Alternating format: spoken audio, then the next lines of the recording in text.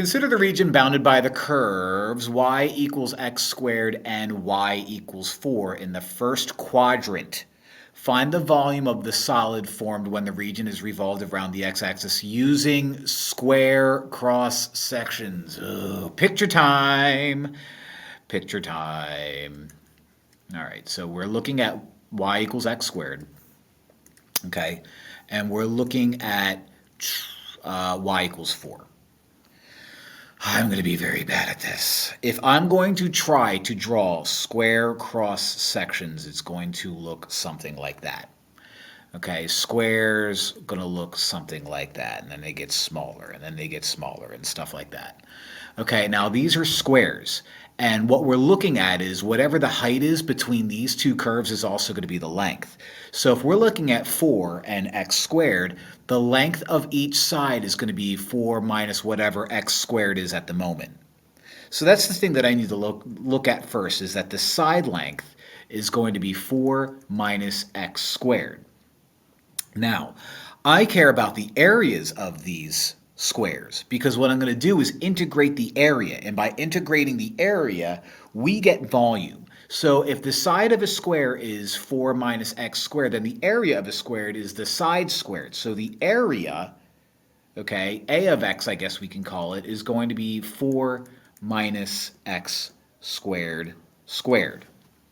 And so by integrating the area, okay, we get ourselves volume. All right, now what I need to do is, it's not good enough for me to just integrate. I don't have any limits yet.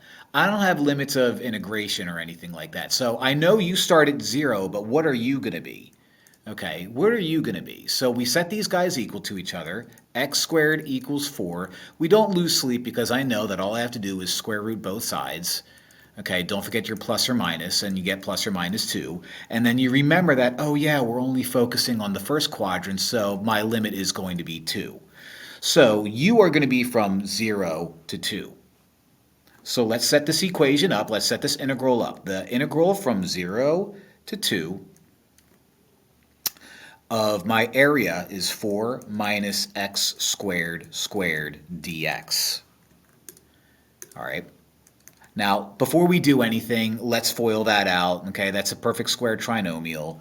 So you're going to be 16 minus 8x squared plus x to the 4th dx. Now I can integrate. Okay, 16's integral is going to be 16x. The integral of negative 8x squared is negative 8/3 x cubed. And plus x to the 4th is going to be plus 1/5 x to the 5th. My limits are 0 to 2. All right, so we set up our integral again. Well, not set up our integral, we set up our math problem.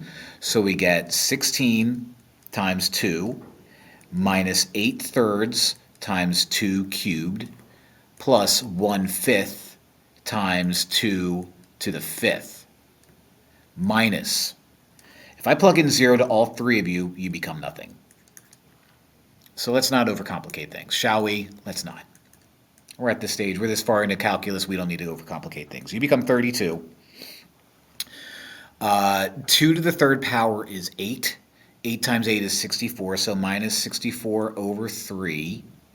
2 to the 5th is 32, so 32 over 5 is 32 over 5. Ugh. So I have 3 fractions in here. Common denominator is going to be 15. So multiplying 32 by 15 is going to get you 480 over 15.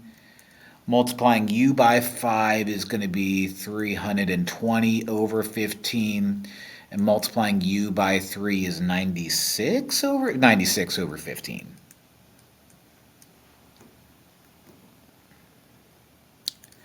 $480 minus 320, 160, no, 140, 140 plus 90, no, it is 160. 160 plus 96 is 256. All over 15 is going to be u. Oh, boy, is that a gross problem. Didn't like that at all.